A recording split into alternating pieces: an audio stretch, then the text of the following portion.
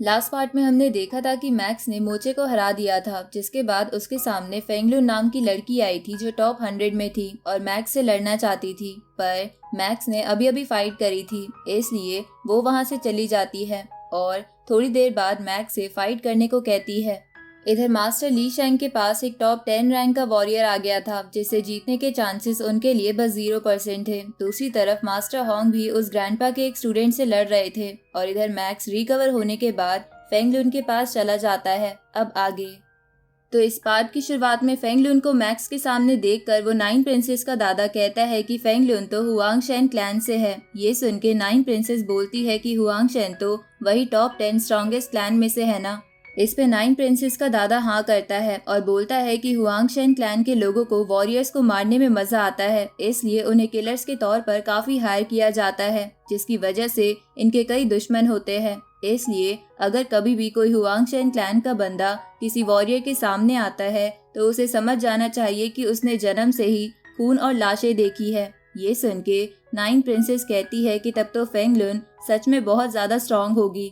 इस तरफ हम ब्लैक मार्केट को देखते हैं, जहां मैक्स और फेंगलुन के फाइट के ऊपर सट्टा लग रहा था कि कौन इन दोनों में से जीतेगा। तो ज्यादातर लोग फेंगलुन पर ही पैसा लगाए जा रहे थे, जिसकी वजह से फेंगलुन पर मैक्स से 200 गुना ज्यादा पैसा लग जाता है। ये देखकर कोशन बेदी कहता है कि ये लोग तो मेरे दोस्त को बहुत अंडर एस्टिमेट कर रहे हैं, पर मैं अपने दोस्त का साथ नहीं छोड़ूंगा। अब कोशन बेदी 100 मिलियन हाइलोंग कॉइन्स मैक्स पर लगा देता है।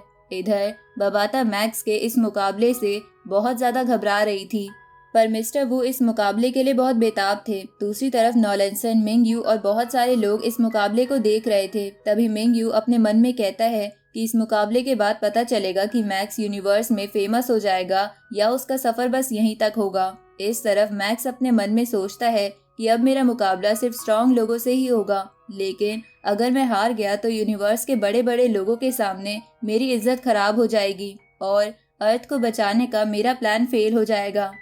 इसलिए मुझे मैच जीतना ही होगा। इसके अलावा मेरे पास कोई और चॉइस नहीं है। इधर मैक्स की फैमिली भी इस मैच को बड़े ध्यान से देख रही थी। दूसरी तरफ फेंगलुन मैक्स से कहती है कि मैं तुमसे लड़ने के लिए और इंतजार नहीं कर सकती। इस पे मैक्स कहता है कि चलो फाइट शुरू करते हैं। अब मैक्स अपने सारे हेवनली नाइफ्स को रेडी कर लेता है, पर तभी फेंगलुन मैक्स पर अपने एक स्पिरिचुअल ब्लेड से हमला करती है, जिससे बचने के लिए मैक्स हेवनली नाइफ्स की शील्ड बनाने की कोशिश करता है, पर वो ब्लेड्स उस शील्ड को भी तोड़ दे रहे थे। इसलिए मैक्स इधर उधर बच के भागने लगता है। ये देखकर 9 प्रिंसेस का दादा कहता है कि क्या ये सोच रहा है कि ये मोचे की तरह इसे भी थकाकर हरा देगा, पर ऐसा बिल्कुल नहीं हो सकता क्योंकि ये बहुत ज्यादा स्मार्ट है। उसी वक्त फेंगलुन मैक्स को रोकने के लिए अपने स्पिरिचुअल ब्लेड जमीन में से ले जाते हुए मैक्स के सामने ले आती है और दूसरी तरफ से खुद उसकी तरफ बढ़ने लगती है। तो ये देखकर मैक्स अपनी जान बचाने के लिए हेवनली शील्ड और क्लाउड रिटर्न का इस्तेमाल करने की कोशिश करता है और फिर अपना पूरा जोर लगा के और दूर भागने लगता है। जहां भागते हुए वो फेंगलुन पर एस्ट्रॉइड से अटैक करे जा रहा था, पर फेंगलुन उन एस्ट्रॉइड को अपनी ब्लेड से काट दे रही थी। ये देखकर मैक्स अपने मन में सोचता है कि इस मैच में एरर का एक भी चांस नहीं है। अगर मैंने गलती से भी एक गलत स्टेप ले लिया तो मैं हार जाऊंगा। अब मैक्स अपनी स्पिरिचुअल पावर से वहां की सैटेलाइट को कंट्रोल करते हुए फेंगलुन पर फेंकता है, पर फेंगलुन अपनी स्पिरिचुअल पावर से उस सैटेलाइट को रोक लेती है, जिसके बाद मैक्स और फेंगलुन अपने अपने वेपन्स को स्पिरिचुअल पावर से कंट्रोल करके लड़ने लगते हैं। जहां इनकी इस लड़ाई की वजह से वो सैटेलाइट टूट जाती है, तो मौके का फायदा उठाकर फेंगलुन उस सैटेलाइट को जबरदस्ती कंप्रेस करने लगती है, जिसकी वजह से एक बहुत बड़ा धमाका होता है और मैक्स दूर जाके एक एस्ट्रॉइड से टकराता है। तभी वो देखता है कि उसकी तरफ फेंगलुन की ब्लेड्स आ रही है, जिन्हें देखकर मैक्स हेवनली शील्ड बना लेता है, पर वो ब्लेड शील्ड तोड़ के मैक्स को एक प्लैनेट पर गिरा देती है। तभी फेंगलुन भी बहुत सारे एस्ट्रॉइड्स मैक्स पर फेंक देती है। इधर ये देखकर मैक्स की फैमिली हैरान हो चुकी थी। दूसरी तरफ 9 प्रिंसेस बहुत खुश हो जाती है, साथ ही नॉलेंसन भी खुश था। इधर कोशन बेदी देखता है कि अब फेंगलुन पर मैक्स से 500 गुना ज्यादा पैसा लग चुका है, पर कोशन बेदी मैक्स के लिए अब कुछ नहीं कर सकता था, इसलिए वो रोने लगता है। इधर मिस्टर वू बोलता है कि हालांकि मैक्स के जीतने के चांसेस काफी कम है, पर अभी भी उसकी रैंक काफी अच्छी है, जिसकी वजह से अगर वो ये मैच हार भी जाता है फिर भी वो एलिमिनेट नहीं होगा। ये सुन के बबाता मिस्टर वू को चाटा मार देती है और उससे कहती है कि अभी फाइट खत्म भी नहीं हुई और तुम अभी से डिसीजन बना के बैठ गए हो कि मैक्स हार जाएगा। इस पे मिस्टर वू कहता है कि मैंने 64 लाख बार कैलकुलेशन करके देख ली है, मैक्स के जीतने के चांसेस बहुत कम हैं। ये सुन के बबाता उससे कहती है कि तुम्हारी ये कैलकुलेशन गलत है। इसके बाद मिस्टर वू और बबाता आपस में लड़ने लगते हैं, जिन्हें लड़ते हुए नॉलेंसन क्लैन की एआई देख रही थी। इधर फेंगलुन देखती है कि मैक्स अभी भी जिंदा है, इसलिए वो उसी प्लेनेट की ओर बढ़ने लगती है, लेकिन तभी वो देखती है कि वो अपने स्पिरिचुअल वेपन्स को अपनी ओर नहीं खींच पा रही है। उसी वक्त उसके ब्लेड्स उसकी ओर तेजी से आते हैं, जिनसे वो बार बार बचती है, पर इससे कुछ प्लैनेट्स को काफी नुकसान हो जाता है। अब फेंगलुन अपने वेपन्स को फिर से काबू में करके हंसने लगती है, क्योंकि उसे पता चल गया था कि मैक्स के पास गॉडली आर्मामेंट वेपन है। इसलिए वो बोलती है कि क्या तुम उसे इस्तेमाल भी करना जानते हो। तभी मैक्स उस वेपन से फेंगलुन की तरफ एक स्लैश अटैक करता है, जिससे फेंगलुन तो बच जाती है, लेकिन उसके पीछे वाले सारे प्लैनेट्स तबाह हो जाते हैं। ये देखकर फेंगलुन चौंक गई थी। साथ ही मिस्टर वू, नाइन प्रिंसेस, उसका दादा और नॉलेंसन भी चौंक गए थे। ऊपर से मैक्स को वापसी करते देख मैक्स की फैमिली और कोशन बेदी खुश हो जाते हैं। अब मैक्स फेंगलुन से बोलता है कि तुम पहली वॉरियर हो जिसने मुझे ये गॉडली आर्मामेंट इस्तेमाल करने पर मजबूर कर दिया। इधर मैक्स के हाथ में वो वेपन देखकर मेंग यू अपने मन में कहता है कि मैक्स को फेमस होने से अब कोई नहीं रोक सकता।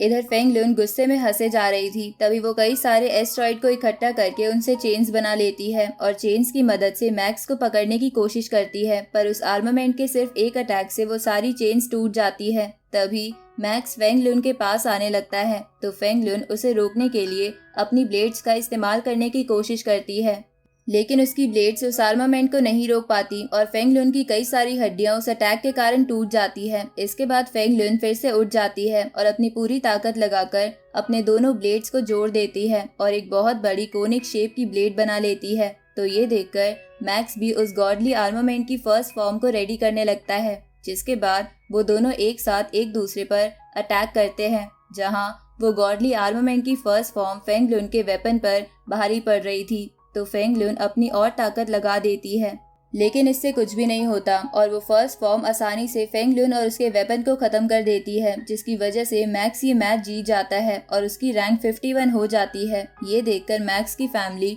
और उसके टीम मेंबर्स खुश हो जाते हैं। साथ ही कोशन बेदी तो पागल हो गया था, क्योंकि उसका पैसा 500 गुना हो गया था, जो कि पूरा 50 बिलियन हाईलॉन्ग कॉइन्स थे, जिसकी वजह से वो मैक्स की तारीफ करने लगता है और नाचने लगता है। इधर जिन्होंने भी फेंगलुन पर पैसा लगाया था वो हारने की वजह से रोने लगते हैं। दूसरी तरफ नाइन प्रिंसेस, उसका दादा और नॉलेंसन इस मैच के रिजल्ट को हजम नहीं कर पा रहे थे।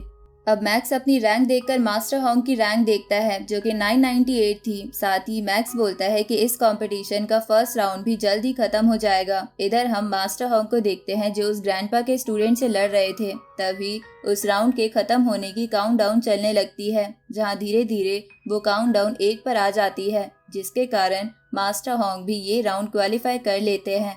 तभी वो स्टूडेंट मास्टर होंग से कहता है कि प्रे करना कि मैं तुम्हें अगले राउंड में ना मिलूं।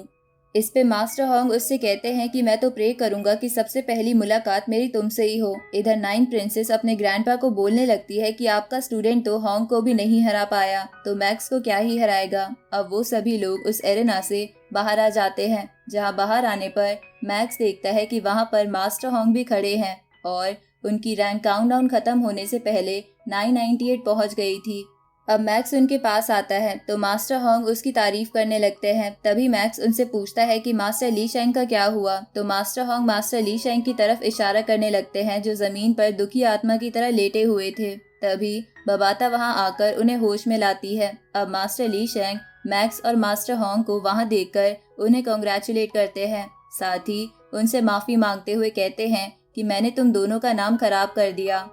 इस पे मास्टर होंग उससे पूछते हैं कि क्या तुम्हें कोई स्ट्रॉन्ग अपोनेंट मिल गया था। इस पे मास्टर ली शेंग कहते हैं कि हाँ, उसका नाम रोंग जुन था, जिसकी स्ट्रेंथ ने मुझे अपना दीवाना बना दिया। तो रोंग जुन का नाम सुन के मास्टर होंग उसकी प्रोफाइल देखते हैं, जहाँ उन्हें पता चलता है कि उसकी रैंक 3rd नंबर पर आ गई थी। तो ये देखकर मास्टर होंग और मैक्स भी चौंक गए थे, क्योंकि रोंग जुन की रैंक के अकॉर्डिंग वो बहुत ज्यादा ताकतवर है।